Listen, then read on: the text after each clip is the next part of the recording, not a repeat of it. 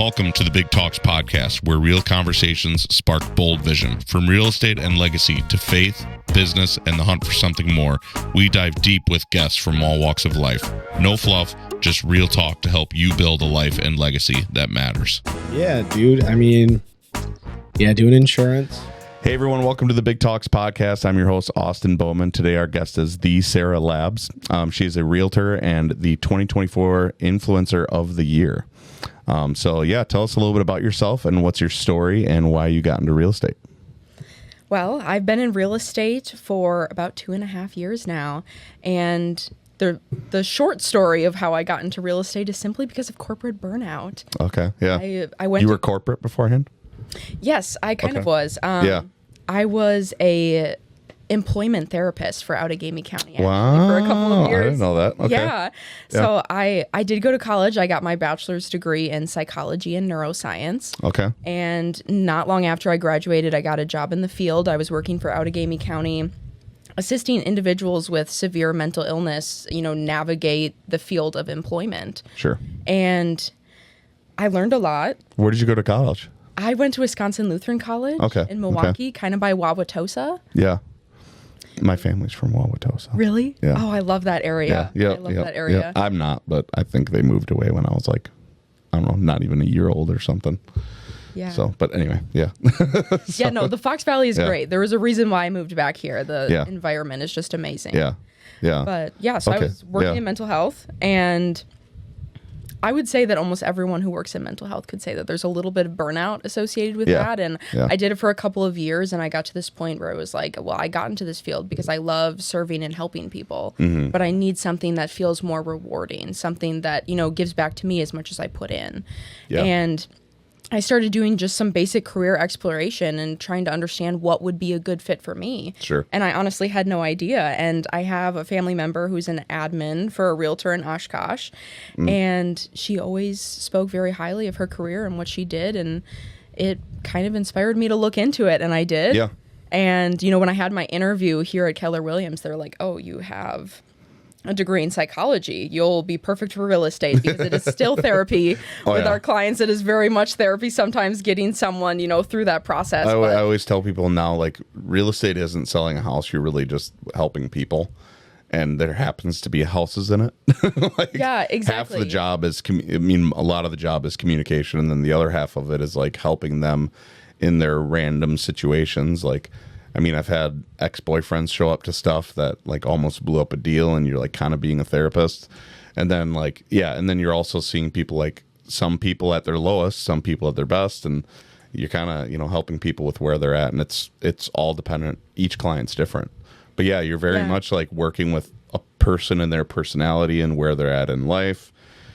Ages are varying, Absolutely. It's very much like, you're almost being a half therapist, but well, and I'm very service oriented. I love people, and part of the fun of the job is, like you had mentioned, being able to tailor the service to the individual, because everyone is going to require a different level of communication. Yeah. And just different assistance throughout the way. First time home buyers need a lot.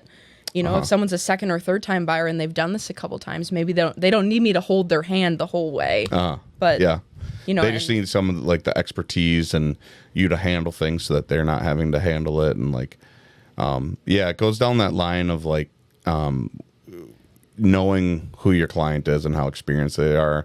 Like, that's one of my first questions all the time is like, have you bought a house? And if so, how many times have you done this? Because that kind of helps me gauge where you're at. Like, I don't want to treat you like you don't know anything. But if you're a first time home buyer, a lot of times you don't know anything. And so and then you have to deal with sometimes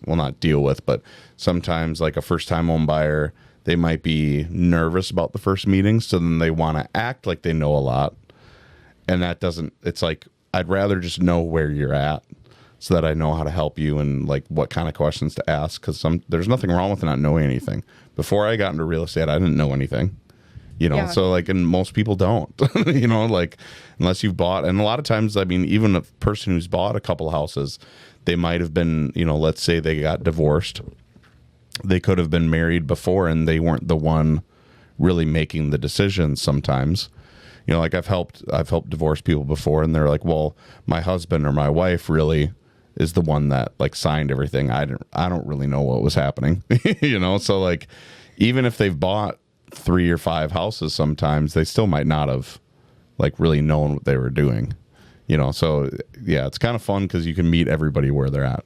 Oh, exactly. And I mean, one of the things that I love about Keller Williams specifically is that we really prioritize education. And that's another part of meeting people where they're at, because we need to be educators as realtors to help people through the process and 100%. Helping them make an informed decision, because they can't do that without the education piece. So that's how I see my role as well, as an educator. Oh yeah. And like, I always like to view it as like, I'm helping. Like, my job here is to make this as smooth as possible, help where I can, but I'm also not like the decider of everything.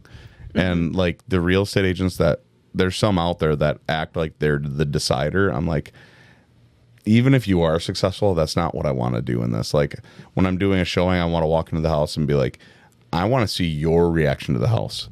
I very rarely am going to walk into a house and be like, here's why you should buy this. Like, you know what I mean? Like, oh yeah. Unless I know like, hey, this is a deal. That's pretty rare nowadays. So like, you're walking through your house and I'm like, I want to see it. How do you feel walking in the house? Because if you walk in and you immediately like hate the entrance, there's no swaying you that's gonna work. There's no like convincing you, yeah, but the kitchen's this nice. If you hate a part of the house, let's just go to the next house. That's fine. You know what I mean? Like, yeah. So, but yeah, educating people and like knowing how to interact with them with that is like a big part of the job. Kind of like you, like going back to being like a therapist, like a lot of it is knowing how to work and how to communicate with just people in general, not even before you even get into knowing about houses. Yeah, absolutely. It's huge. It's huge. And conversations and active listening too, trying to really understand the client and where they're at. That's therapy right there. Yeah. Yeah. Well, cool. Well, that's a little bit of your backstory. Yeah. I guess I have a couple more questions for you. Absolutely. So as someone who started young in the business, what's a tip or lesson you'd share with other young professionals? What was your age when you started? I started in real estate when I was 23 years old, which I believe was the same age as you. I didn't know you were 23 when you started. Okay. Yeah, cool. No, I was. Yeah. I was. Yep. Well, hey, yeah, big 23. Yeah, awesome. So, but yeah, I was just curious. I was like, yeah, what age was she? But yeah, what are some tips and lessons you've had and that you could share with other young professionals?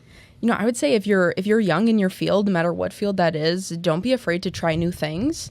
Markets are always shifting, things are always changing.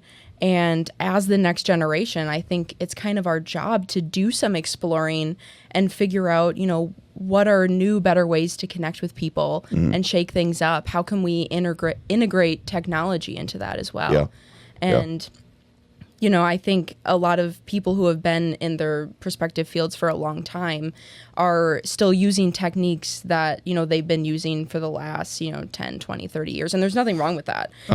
Part of the wonderful things about being a business owner is you get to pick what works for you and you get to continue that. Yeah. But I think there's so many new avenues that we get to explore as being the young new generation. And I would just encourage all of, us young professionals to, not be afraid to explore new things and, to bring their own unique personality and take onto things. I think that's part of the fun of being young. Oh, yeah.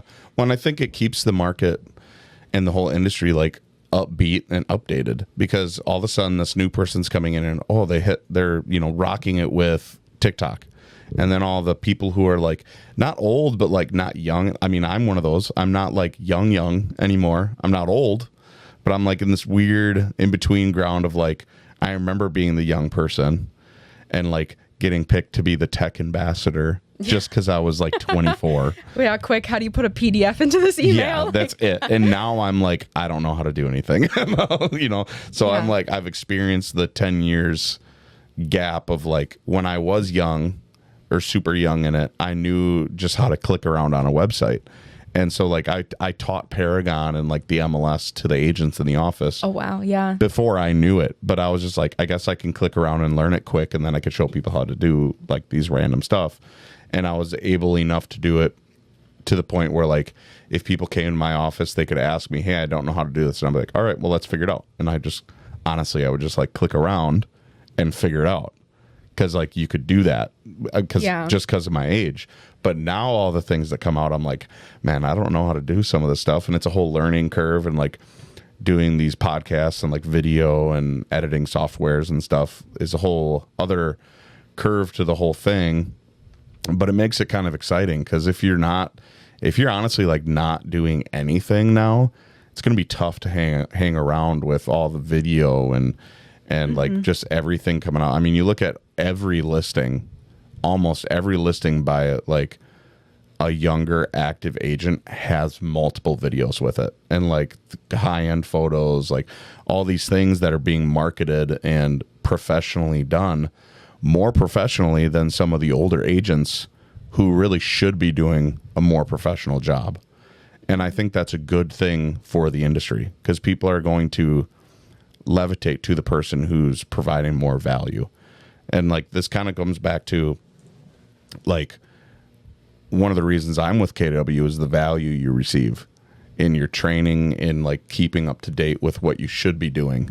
Yeah. And there's a lot of I don't know if there's specific brokerages out there, but I think there are some out there that just kind of let you do, or not let you isn't the right word, but can be kind of complacent in keeping up with like what's new in terms of like lead gen, social media, video, and they just kind of stick to the old brick and mortar way. And honestly, like the agents that stick to the old ways of doing things stick out like a sore thumb now. Like if you go to, it makes it harder, but like if you go to an open house nowadays and there's not like a full setup, it's kind of like shocking almost. You know, like the amount of like some of my listings, some of the most money I've put into listings are either photos or like open houses, just to like market it well and bring like food and have like a whole lunch for it. You know, maybe 5 people show up, maybe 30 people show up. I have to have food for the maybe 30, you know? And so, but anyway, yeah, like doing the social media stuff and keeping up to date with things is such a huge part of the industry now. And Keller Williams does a really good job of keeping you trained up and pushing you to keep doing those things. I definitely agree, because things are constantly shifting. Yeah. The market is shifting, technology is shifting, but even, you know, to your point before, marketing is shifting. Think about how marketing was, you know, back in the 2000s, you know, 2010s.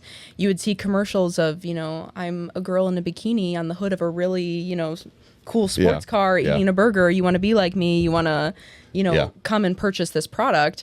That's not the climate of marketing today. No. If anything, they're going to put like a chubby guy in like cut off jeans to be funny. Well, exactly. You know? Yeah, because it's no longer I'm going to engage with my audience and persuade them to do this thing. I want to engage with my audience and entertain them. Yep. You know, if you're not entertaining, you know, the human attention span's what, 3-4 seconds I honestly now? think like a big part of that is like, I mean, I don't know if there's any studies on this, but honestly, like Super Bowl commercials. It's a great, like, if you pay attention to Super Bowl commercials, it's a great, like, study to see, like, where marketing is going. Because, like, honestly, like, beer commercials kind of changed the game. They went, like, super funny with the most expensive commercials in the world, the Super Bowl commercials. And those are the only ones people cared about. So now it's to the point, like, if you're in the Super Bowl and your commercial, like, isn't funny, people are almost like mad. Like, they're just like, this is dumb. Why are you in the Super Bowl and not funny? You know, like if it's like an Advil commercial and they're like, you know, exactly. And it just ends with like a bunch of disclaimers and that's it. I'd be like, okay. Yeah, all the like, side effects. You had this big opportunity to be like super funny and you didn't take it, you know? And people will talk about Super Bowl commercials for days after they air. And, you know, I think a lot of people should be taking notes that that's the kind of marketing people want to see, especially when you're putting your marketing on platforms like TikTok, Instagram, Facebook. Like, you really only have a couple of seconds to grab their attention. And if you want them to watch the video again or keep engaging with your content, you have to give them a reason to stick around. Well, I think that, like, so going back to like being young in real estate, that's something that if you're joining real estate and if you are young, you need to like lean in on your advantages, because being young is a huge advantage. It's can be a disadvantage, right? Like we've all dealt with that. Being 23 dumb male like, because you're 23. Yeah. It's just, you don't really arrive yet. And there's an argument that men never really arrive maturity wise, but we try. Yeah, it's still up for debate. Yeah, it's still up for debate. But still, being 23 and like talking to a 60-year-old about how to sell their house that they bought before you were born, no matter what, it will never be it'll never be easy to cover that hump, because a lot of times that 60-year-old is like, what do you really know? Or like you get the question, how many houses have you sold? I'm like, I've had to answer that and be like, this is my first. And how do you recover from that? It's really tough. The only way you can is just by like having knowledge and training and like education and learning. But the way you get those businesses or those clients is by being out there, because you're not going to have the name yet of like, Stacy Hennessy's or Tiffany Holtz's, or like the Batterman Integrity Group. You're not going to have that name yet when you're brand new, so you have to figure out a way to establish yourself. And the biggest advantage of a young person is how to use those platforms probably more than somebody who's been trying to use them for 5 years but they're 50. Oh, and I you, agree. without being in business, probably know how to use them better. And so it's like lean in on that and work hard on that until you can build up your name and your reputation. Yeah, and that was exactly what I did in the beginning, and that's exactly how my business started to grow. Yeah. Because I didn't have the business, I didn't have this huge repertoire of, I've sold all these houses. But what I did know is that I loved my community and I knew how to use social media, and I just started blasting all of this hyper-local community-based content and receiving followers from that.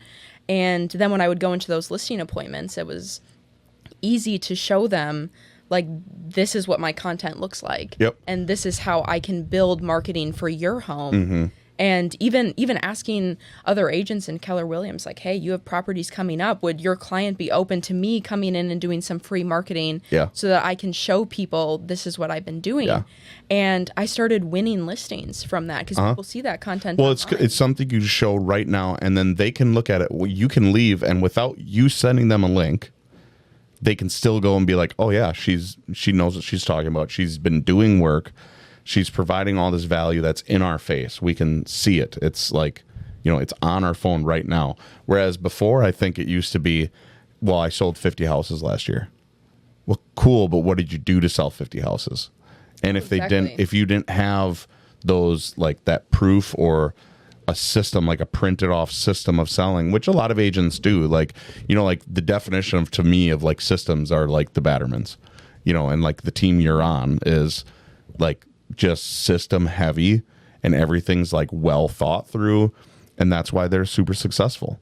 But if you don't have that yet, you have to lean on like providing value somewhere else for now, until you develop those systems that work for you, but definitely. Yeah, I mean, I think that's a great, like, joining that team was a great move, because now you have like best of both worlds.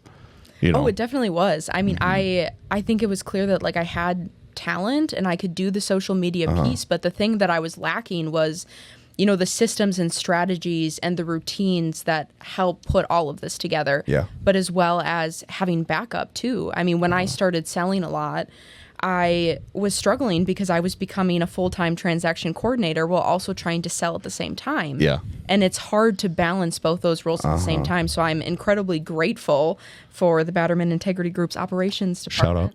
Shout out. Yeah. Because they really do help make my life easier so that I can focus on the selling, so I can focus on the social media and not just keep growing my brand, but our brand. I mean, that's something really cool about being on a team, is that we're all working together to really grow something for all of us. And that's really what it should be. Like, it should really be a actual team. Like, there should be a benefit to the team while you're joining, and there should also be a benefit to you while you're joining. Like, so coming on a team shouldn't just be a handout. It should be, the team should be benefiting from you as well.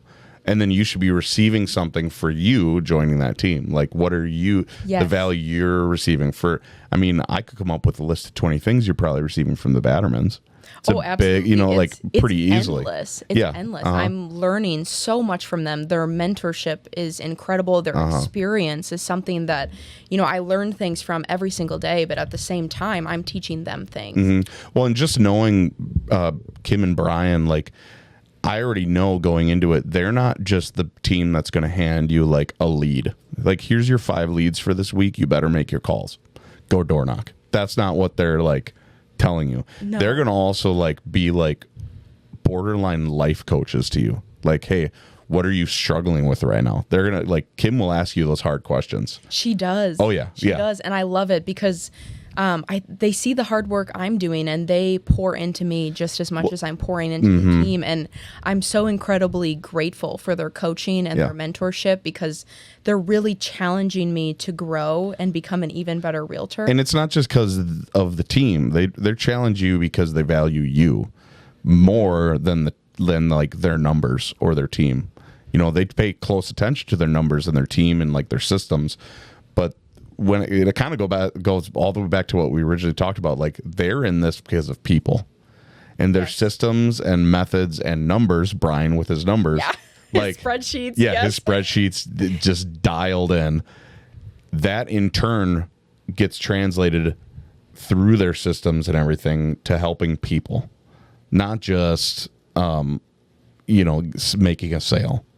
I think if you ask them, hey, what do you care more about, selling 50 houses or helping 25 people? They'd much rather take the helping 25 people, you know, or whatever the number is. Do. You know, they value their numbers and they want, you know, like they want to be successful in that category. But I think they would care much more about who did we actually help? What was the impact we made this year?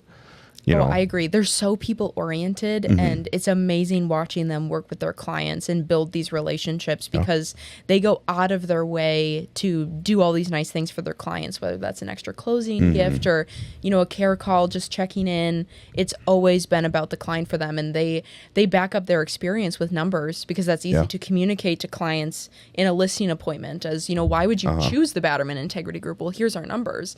But it all boils down to people and the relationships. And, you know, Kim especially is great with that. And I've got a lot to learn from her. Well, I always think like somebody should pick a real estate agent, whoever it is. You should pick a real estate agent that's willing to like fight in the trench for you.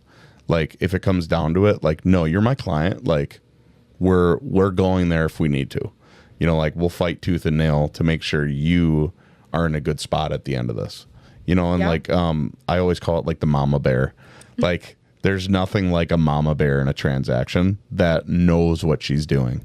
And there's also nothing more intimidating than a mama bear. You know, like, and I'm sure Kim is great at that. You know, I'm sure she could be, if she needs to be, she will mama bear. And that's a great thing to have. That's a good person to know. That's a good person to be a leader of a team. And that's a really good mentor to have. So, but I'd love to have the Battermans on eventually. I would love to. I need to get set up at a table, but I can have a few more people on at one time. But I'd like to. That'd be a good podcast. That would be a great conversation to have, and I think they'd be open to it. I'm slowly teaching them, and not just teaching them, but actually showing them the numbers of how social media is valuable. You know, how many leads am I pulling from social media? How many listings have I got this year from social media? Well, and this is the value that they're gaining from you. You know, like this is why like joining a team or having a team could be a win-win, because you hopefully you're getting people on your team that are also adding value to you yourself. It shouldn't always just be like this pyramid system of like, I'm the top dog. Don't think you have anything over me. Like that's never the right approach. And there's no way you'll ever, like, any president has a huge group of people around him teaching him everything, because he doesn't know anything compared to what all the decisions that need to be made. You know, whatever president it is, you know, it's never him or her just making all the decisions. They're getting taught by everybody around them. This is the situation. Here's the economics of it, you know. And I feel like that's the same thing with, you know, on a small scale, having a real estate team. It's you should really be gaining something from everybody on your team. But exactly. Yeah, it should not be one-sided, and it definitely isn't. Yeah. Well, cool. Next question. Yeah, I'm ready. Right. I'm ready. Social media is a big part of your business. It is, yes. It is. Shocker. Yes. So what is like give me the main reason you use social media. Like, what's its biggest benefit to you? And then also with that, what's your like favorite part of real estate to actually do? Okay. Well, the reason I use social media is because of the connections. I think a lot of people used to connect via phone calls. There was a lot of strategies that other realtors use to connect with people. But in today's modern real estate market, 80 to 90% of people will find their home online before they ever contact a realtor, because they're scrolling online, they're on websites, they're on social media, and they see things there first. Yeah. So first I had to recognize that this is a huge part of where the market is shifting.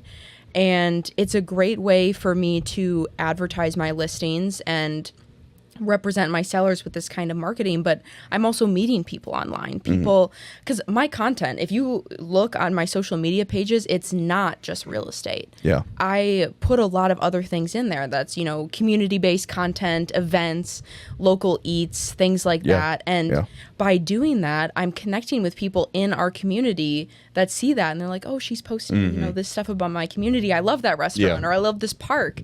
And they connect with me and then see, oh, she's also a real estate agent, but she's got this knowledge of the community, and these videos are fun. And, it's growing relationships online that eventually spark into in-person relationships and connections that lead me to business, but also, lead these people to a real estate agent that's going to be attentive to their needs and also market their property in a way that's effective. Yeah, effective in modern day. Like what sells a house now? And a lot of that is very different than what sold a house 5, 10, 20 years ago. So it still goes back to showing people the value that you're bringing because you know how to do it the modern way. And everything's gone that way. Like, everything's online. Yeah, like you said, like getting clients that they haven't even told you. Like, they could be a friend. They haven't even told you they want to buy a house. And they're like, hey, can we go look at this? And I'm like, oh, like, you guys want to buy a house? Okay.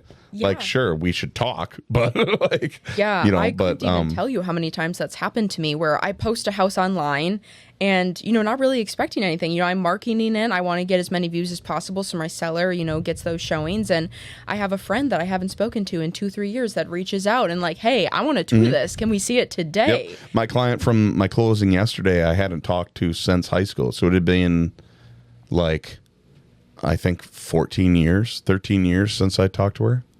And then she just reached out. She's like, from one of my social media posts, I think either a podcast or just like a little highlight video, nothing crazy, probably just on my story. She reached out and said, hey, I want to sell my house. I'm like, oh, okay. Like, that's a great example of like just keeping your presence out there. And you're so much able to do that, so much more able to do that nowadays than you ever were. So if you're not, you got to catch up and get on it, But I love the connection aspect of social media. It's been able to, it kind of in a way allows anybody to be successful if you're willing to put in the time. Yeah, and and work hard. The return on investment is crazy, because when I first started in real estate, I didn't have the money to throw into billboards and newspaper ads, and all that stuff costs money. Yeah. You know what doesn't cost money? Taking out my cell phone and recording a little video and posting it online and getting all these views. And if you practice, the first few videos are rarely good. If you scroll to the very bottom of my page, if you want a good cringe moment, but you've got to start somewhere. And with the practice, you grow and you learn, and, you start finding tools for video editing that works a little bit better. And, I was able to play around with, well, what time of day should I post when I get views and all of that stuff. And it's different for everyone, but you start learning what works for you and then building on that, and then it just gets better. But I'm not putting money into it. Yeah, and you get quicker, and like it's more top of mind the more you do it. So like what I've started noticing is like doing Facebook stories are just like the easiest thing. It does not need to be anything special. Like if I'm doing a Chamber of Commerce like ribbon cutting, just click record and just little panel and throw the random song on there. It's another thing to post. Like at a minimum, do that. Like, and then it keeps it top of mind, and you could just keep doing all these random things, and you're thinking about it when you're walking through your house. Like, oh, why don't I just do a quick video? Yeah, you know? absolutely. And, sometimes people overthink social media, like, oh, what do I post? What do I post? Well, your life should inspire the social media content. What are you doing with your day? Because you're right. If you're at a showing and, oh, wow, this kitchen is really aesthetic, take a 3-second video, post that, and you're good. I mean, you shouldn't be feeling like you're going out of your way to make this content, because if you're being authentic to yourself, it should just be inspired by your day-to-day life and what you're doing. Well, I think sometimes people get intimidated by the process, like editing a podcast or editing like a listing video, or doing these bigger projects. And it's like, yes, those are nice, and like sometimes you should do these projects that take a little bit more editing and then figure out how to make it quicker. But also like do the little things too. Like not everything has to be that complicated or like this huge edited thing. You can just do a little update video of you holding your phone and be like, hey, just wanted to update you on the Appleton market today. Say 2 sentences and then be like, thanks for watching. Click. Oh, exactly. And you don't need a filter on it. You don't need to edit the timing of it. Just post it and like do those little things too, just day in and day out. And then have those big projects that are like really high end and like really well done, where you might hire a photographer or something. And sure, you have those too, but I think people think that like you don't need to be a perfectionist with every little thing, and people don't care, to be honest. They like don't. People notice the high end, like nice videos. Like when I've done my nicer videos, you get a lot of compliments, like, but keeping in front of people is what people notice more, I think. I think so too. It's more important just to, keep putting your name out there. Like, I'm Sarah, I'm a realtor. I'm Sarah, I'm a realtor. And I mean, that's what's important. And at the end of the day, you're going to be the biggest critics of your videos. Other people aren't going to think, oh my gosh, this is the wrong filter for her cheekbones or whatever. They're not going to notice like, oh, he looks a little more pink today because of his bald head or the shine coming off the window, like stuff that I notice. I'm like, oh, but yeah, people don't. They're going to skip through it likely, and like they're going to watch it one time and be like, oh, cool. And then they're just going to be reminded, hey, Austin posted today. And that's all it was. Or they might not even watch it, but they'll see in the stories that I posted a story. And guess what? They still saw that I posted a story, even if they don't watch it. So I just think there's so much value in all of it. Oh, I agree. Social media is not about perfection whatsoever. No. Yeah, people feel weird seeing themselves in video, but it just takes practice. As with everything, you get used to seeing yourself on video, you get used to hearing yourself, and then slowly you can become more comfortable and confident. And if you're interested in starting social media and you're not sure where to start or you need direction, I mean, just ask. There's so many people out there that do social media that would sit down and have a discussion with you about how to go about this. What editing tools do you use? At least, especially at Keller Williams, because like I said, we're so education first and we share here. Yeah, we're very collaborative. So there's so many agents that would, including myself, that would share techniques. Not me. Never.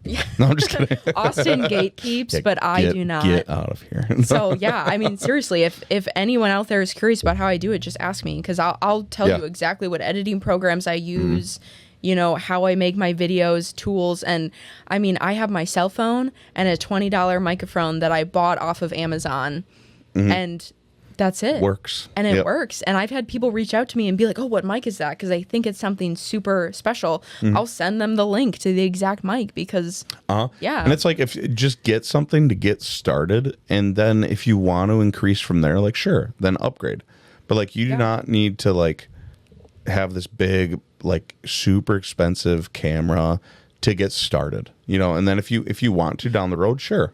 But like, just get the ball rolling and learn what you like first. Yeah, as you grow, you can upgrade the the tools that you're using. But some people, they're like, oh, I've never made a video in my life, but I'm going to start by buying this $300 camera. Yeah. And it's like, I'm going to walk into Best Buy and walk out with their most expensive camera right now. Yeah, because I mean, the camera is not what's going to make the video good. It's going to be, you being your authentic self and just putting something out there. And you can do that with your phone. So, don't feel the need to go out there and get all that stuff, because that's not what's going to make the video good. Yeah. So what is your favorite thing to do on social media? Is it video? Oh, I love video. Yeah. I'm a Reels gal.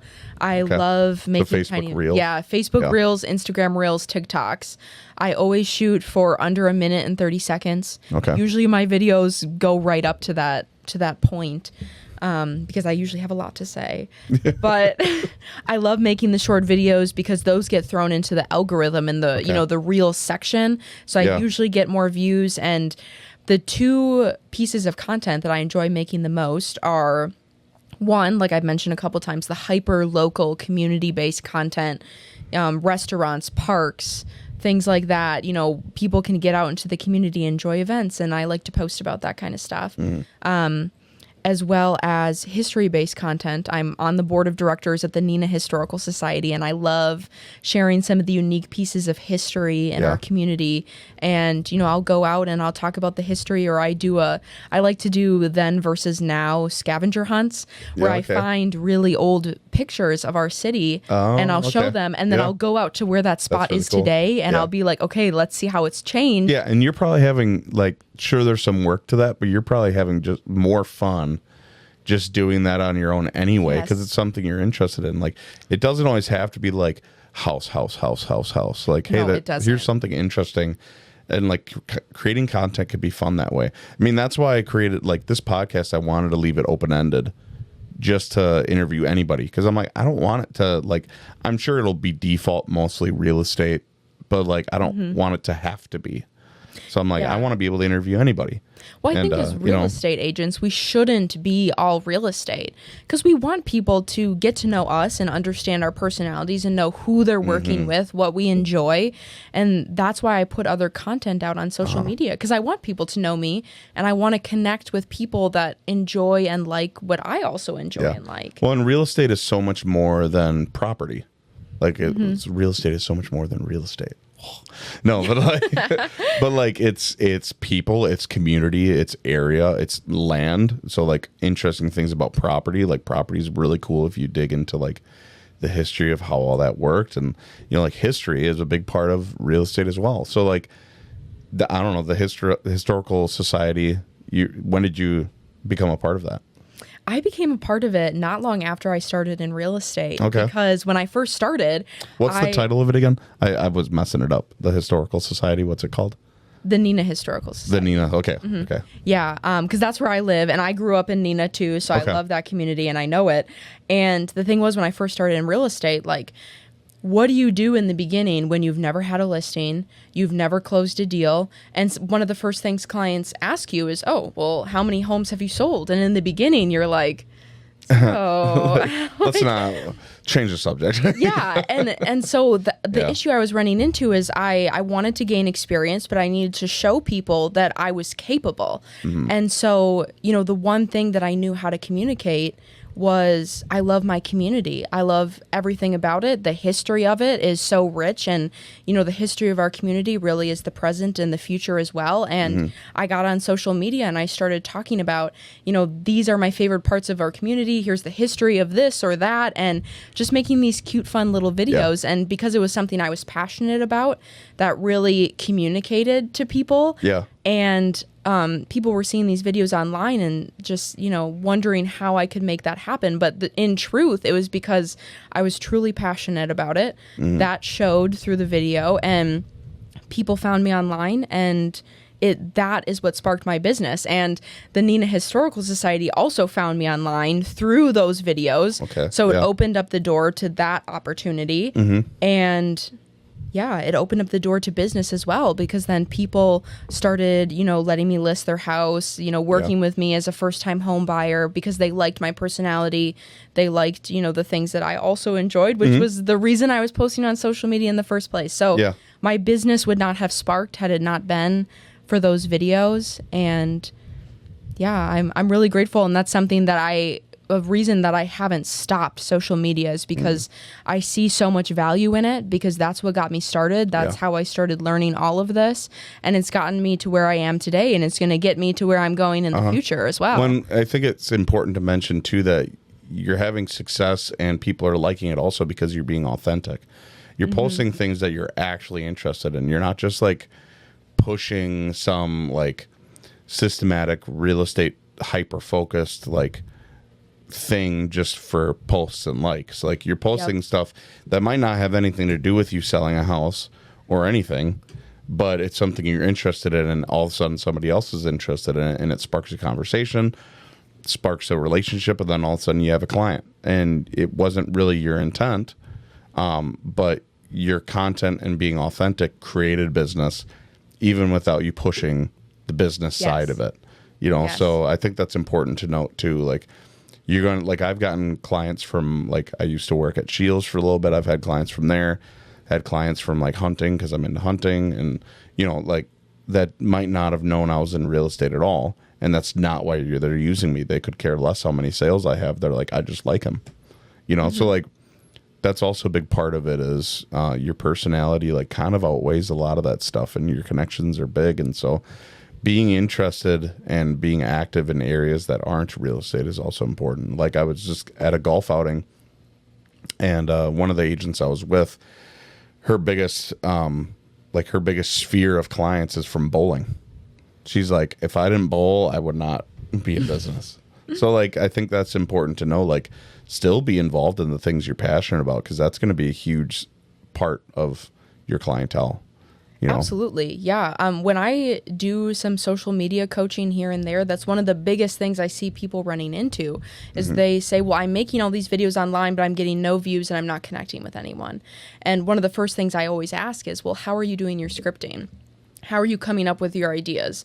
And a lot of times they either say that, you know, they saw another realtor do it, so they're kind of, you know, adjusting it and mimicking it, or they just went to Chat GPT and said, write me a script about why it's better to buy a house than rent an apartment. And it just, it spits something out, and they try to imitate this or, you know, bring something from AI to life. And there's no spark there. There's no, like, being authentic to yourself and, you know, using your own creativity. There's something to be said about that. I truly believe that, because, you know, when people see my videos, the ones that they compliment me on are always the ones where I'm like, I don't really know how this is going to communicate, but I want to do this because it's going to be fun for me. Yeah, and they could see your heart in it. Yeah. Yes, and that's always what gets the views and communicates. So, you know, it's tough at first. People get nervous, I think, about actually putting their true authentic self on social media, because they're worried about,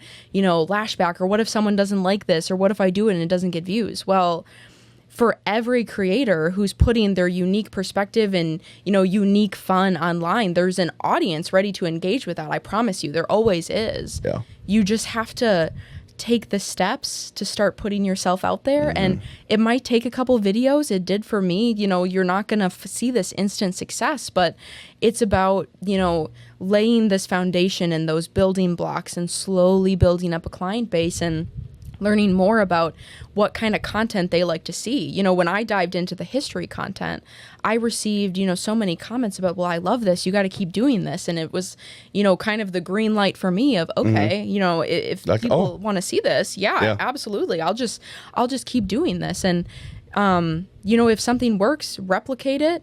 There's nothing wrong with seeing what other realtors are doing and putting your own unique spin on it, you know, looking at the trends and trying to copy that. But also, just the authenticity is so huge. Be yourself. Try something new. Don't be afraid to fail. You know, even if you fail, well, then you learn something and you get to move forward and try something new again. And it's a wonderful process. Yeah. Well, awesome. I appreciate you coming on. Yeah, thank you so much for having me. Yeah, this was a great conversation. Yeah, it was a great discussion. Thank you. Yeah, absolutely. Well, if you guys have any questions for Sara about, you know, real estate or social media and how you can grow your numbers, how you can influence the crowd that you're trying to influence, you can reach out to her. What's a good number for them to contact you at? You can contact me right on my cell, 920-594-3117. I love having conversations about social media and everything. So yeah, don't hesitate to reach out. Yeah. Well, thanks again for coming on. I'm happy you're here at KW. Yes. Thank you so much. Thanks. Thanks for listening to the Big Talks podcast, where vision meets action and stories build legacy. If you enjoyed today's episode, be sure to subscribe, leave a review, and share it with someone who's chasing something bigger. Until next time, keep talking big.